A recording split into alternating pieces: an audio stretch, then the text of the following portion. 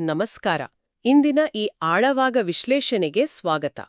ನಮ್ಮ ಮುಂದಿರುವ ಮಾಹಿತಿಯ ಆಧಾರದ ಮೇಲೆ ನಾವು ಇವತ್ತು ಲೀನಿಯರ್ ಮೋಷನ್ ಅಂದ್ರೆ ನೇರ ರೇಖೆಯ ಚಲನೆ ಬಗ್ಗೆ ಬಿಡಿಸಿ ನೋಡಲಿದ್ದೇವೆ. ಹೌದು, ಖಂಡಿತ. ಇದು ಮಕ್ಕಳಿಗೆ ತುಂಬಾ ಕುತೂಹಲಕಾರಿ ವಿಷಯ ಅಲ್ವಾ? ಕೆಲವು ವಾಹನಗಳು ಒಂದೇ ಸಮನೆ ಹೋದ್ರೆ ಟ್ರಾಫಿಕ್ನಲ್ಲಿರುವಾಗ ಪದೇ ಪದೇ ವೇಗ ಯಾಕೆ ಬದಲಾಗುತ್ತದೆ ಅನ್ನೋದನ್ನ ಅರ್ಥ ಮಾಡ್ಕೊಳ್ಳುವುದು ಇಂದಿನ ಮುಖ್ಯ ಗುರಿ. ನಿಜ. ಅದಕ್ಕೆ ನೀವು ನಮ್ಮ ವಂದೇ ಭಾರತ್ ರೈಲಿನ ಉದಾಹರಣೆ ತಗೋಬಹುದು. ಕರೆಕ್ಟ್. ಖಾಲಿ ಟ್ರ್ಯಾಕ್ ಮೇಲೆ ಶರವೇಗದಲ್ಲಿ ಹೋಗುವ ವಂದೇ ಭಾರತ್ ರೈಲು ಮತ್ತು ನಮ್ಮ ಊರಿನ ಟ್ರಾಫಿಕ್ನಲ್ಲಿ ಸಿಲುಕಿ ನಿಂತು ಹೋಗುವ ಆಟೋ ರಿಕ್ಷಾ ನೋಡಿದ್ರೆ ಆ ವ್ಯತ್ಯಾಸ ಸ್ಪಷ್ಟವಾಗಿ ಗೊತ್ತಾಗುತ್ತೆ. ಆಟೋ ರಿಕ್ಷಾ ಉದಾಹರಣೆ ಚೆನ್ನಾಗಿದೆ. ವಿಜ್ಞಾನದ ಪ್ರಕಾರ ವಸ್ತುಗಳು ಒಂದು ನೇರವಾದ ರೇಖೆಯಲ್ಲಿ ಚಲಿಸಿದರೆ ಅದನ್ನ ಲೀನಿಯರ್ ಮೋಷನ್ ಅಂತ ಕರೀತಾರೆ. ಓಹೋ, ಅಂದ್ರೆ ನೇರವಾದ ರಸ್ತೆಯಲ್ಲಿ ಹೋಗುವುದು. ಹೌದು. ಆದ್ರೆ ಎಲ್ಲಾ ಚಲನೆಯೂ ಒಂದೇ ತರ ಇರಲ್ಲ. ನಮ್ಮ ಟಿಪ್ಪಣಿಗಳಲ್ಲಿರುವ ಹಾಗೆ ಕೆಲವೊಮ್ಮೆ ವಸ್ತುಗಳು ಒಂದೇ ಸಮಯದ ಅಂತರದಲ್ಲಿ ಒಂದೇ ಸಮನಾದ ದೂರ ಕ್ರಮಿಸುತ್ತವೆ. ಇದಕ್ಕೆ ಯೂನಿಫಾರ್ಮ್ ಲೀನಿಯರ್ ಮೋಷನ್ ಅಂತ ಹೆಸರು. ಅರ್ಥ ಆಯ್ತು. ಇದನ್ನ ಸುಲಭವಾಗಿ ಹೇಳಬೇಕು ಅಂದ್ರೆ ರೈಲಿನ ಉದಾಹರಣೆ ಚೆನ್ನಾಗಿದೆ. ಖಂಡಿತ ಹೇಳಿ. ಒಂದು ರೈಲು ಪ್ರತಿ 15 ನಿಮಿಷಕ್ಕೆ ಸರಿಯಾಗಿ 10 ಕಿಲೋಮೀಟರ್ ದೂರ ಚಲಿಸ್ತೆ ಅನ್ಕೊಳ್ಳಿ. ಮೊದಲ 15 ನಿಮಿಷಕ್ಕೆ 10 ಕಿಲೋಮೀಟರ್, ಮುಂದಿನ 15 ನಿಮಿಷಕ್ಕೆ ಮತ್ತೆ 10 ಕಿಲೋಮೀಟರ್. ಹಾಗೆಯೇ ಒಬ್ಬ ಓಟಗಾರ ಮೈದಾನದಲ್ಲಿ ಪ್ರತಿ ಸೆಕೆಂಡಿಗೆ ಸರಿಯಾಗಿ 5 ಮೀಟರ್ ಓಡಿದರೆ ಅದು ಕೂಡ ಯೂನಿಫಾರ್ಮ್ ಲೀನಿಯರ್ ಮೋಷನ್ ಆಗುತ್ತೆ. ವಾವ್! ಹಾಗಾದ್ರೆ ಬೆಂಗಳೂರು ಮೈಸೂರು ಎಕ್ಸ್‌ಪ್ರೆಸ್ ವೇನಲ್ಲಿ ಟ್ರಾಫಿಕ್ ಇಲ್ಲದಿದ್ದಾಗ ಕಾರಿನಲ್ಲಿ ಕ್ರೂಸ್ ಕಂಟ್ರೋಲ್ ಆನ್ ಮಾಡಿ ಒಂದೇ ವೇಗದಲ್ಲಿ ಹೋದ್ರೆ ಅದು ಪರ್ಫೆಕ್ಟ್ ಉದಾಹರಣೆ ಅಲ್ವಾ? ನೋಡಿ, ಕ್ರೂಸ್ ಕಂಟ್ರೋಲ್ ಹಾಕಿದಾಗ ಸ್ವಲ್ಪ ಮಟ್ಟಿಗೆ ಯೂನಿಫಾರ್ಮ್ ಲೀನಿಯರ್ ಮೋಷನ್ ಸಾಧಿಸಬಹುದು. ಆದರೆ ನಮ್ಮ ರಸ್ತೆಗಳು ಯಾವಾಗ್ಲೂ ಹಾಗೆ ಸಂಪೂರ್ಣ ಖಾಲಿ ಇರೋದಿಲ್ಲ. ಹೌದು, ಎಲ್ಲಿಂದನಾದ್ರೂ ಒಂದು ಹಸು ಅಡ್ಡ ಬರ್ಬೋದು. ನಿಜ. ಅಥವಾ ಟೋಲ್ ಗೇಟ್ ಹತ್ರ ಬ್ರೇಕ್ ಹಾಕ್ಲೇಬೇಕಾಡುತ್ತೆ. ಹೀಗೆ ವಾಹನದ ವೇಗ ಪದೇ ಪದೇ ಬದಲಾಗುತ್ತಿದ್ದರೆ ಅದನ್ನ ನಾನ್ ಯೂನಿಫಾರ್ಮ್ ಲೀನಿಯರ್ ಮೋಷನ್ ಅಂತ ಕರೀತಾರೆ. ಇಲ್ಲಿ ಒಂದೇ ಸಮಯದಲ್ಲಿ ಬೇರೆ ಬೇರೆ ದೂರ ಕ್ರಮಿಸಲಾಗುತ್ತೆ.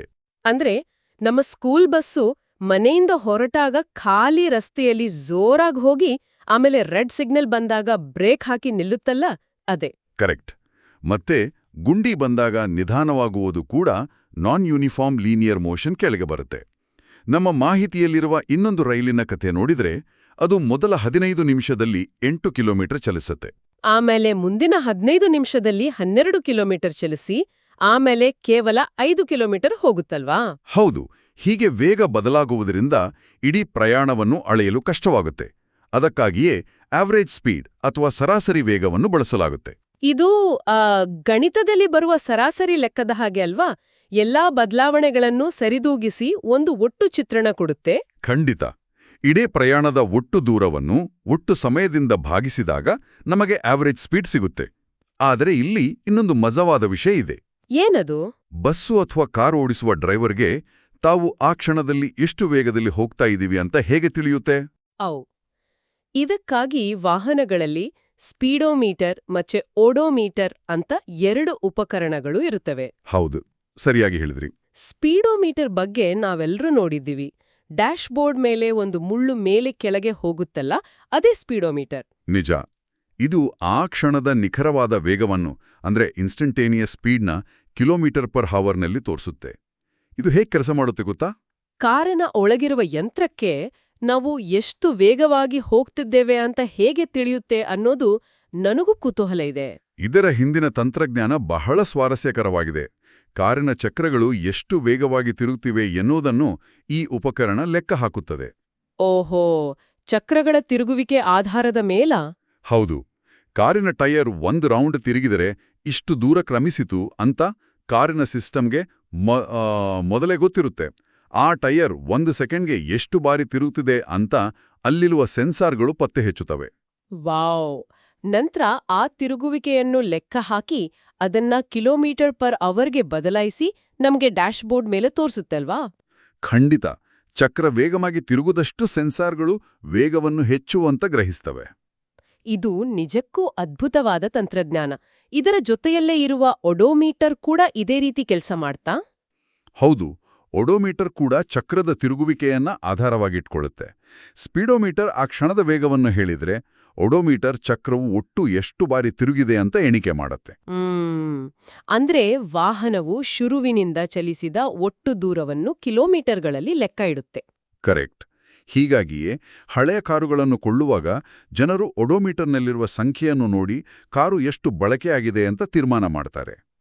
ಒಟ್ಟಾರೆಯಾಗಿ ಹೇಳೋದಾದ್ರೆ ಇವತ್ತು ನಾವು ಯೂನಿಫಾರ್ಮ್ ಮತ್ತು ನಾನ್ ಯೂನಿಫಾರ್ಮ್ ಲೀನಿಯರ್ ಮೋಷನ್ ನಡುವಿನ ವ್ಯತ್ಯಾಸವನ್ನು ಚೆನ್ನಾಗಿ ಅರ್ಥ ಮಾಡ್ಕೊಂಡೆವು. ಜೊತೆಗೆ ಸ್ಪೀಡೋಮೀಟರ್ ಮತ್ತು ಒಡೋಮೀಟರ್ ಕೇವಲ ವೇಗವನ್ನು ತೋರಿಸುವ ಯಂತ್ರಗಳಲ್ಲ, ಅವು ಚಕ್ರದ ತಿರುಗುವಿಕೆಯನ್ನು ಅಳೆದು ಮಾಹಿತಿ ನೀಡುವ ಸೆನ್ಸಾರ್ಗಳು ಅಂತಲೂ ಸ್ಪಷ್ಟವಾಯಿತು. ಇದೆಲ್ಲ ಕೇಳಿದ ಮೇಲೆ ಕೊನೆಯದಾಗಿ ಒಂದು ಯೋಚನೆ ಕಾಡ್ತಾ ಇದೆ. ಆಕಾಶದಲ್ಲಿ ಹಾರುವ ಹಕ್ಕಿ ಅಥವಾ ಬೆಟ್ಟದಿಂದ ಹರಿಯುವ ನದಿಯ ನೀರು ಇವು ನಿಜವಾಗಿಯೂ ಯೂನಿಫಾರ್ಮ್ ಲೀನಿಯರ್ ಮೋಷನ್ನಲ್ಲಿ ಚಲಿಸಲು ಸಾಧ್ಯವೇ? ಇದು ತುಂಬಾ ಆಳವಾದ ಪ್ರಶ್ನೆ ಅಲ್ವಾ? ಪ್ರಕೃತಿಯಲ್ಲಿ ಗಾಳಿಯ ಒತ್ತಡ, ಕಲ್ಲು ಬಂಡೆಗಳಿಂದ ಎಲ್ಲವೂ ನಾನ್ ಯೂನಿಫಾರ್ಮ್ ಆಗಿರುತ್ತದೆಯೇ?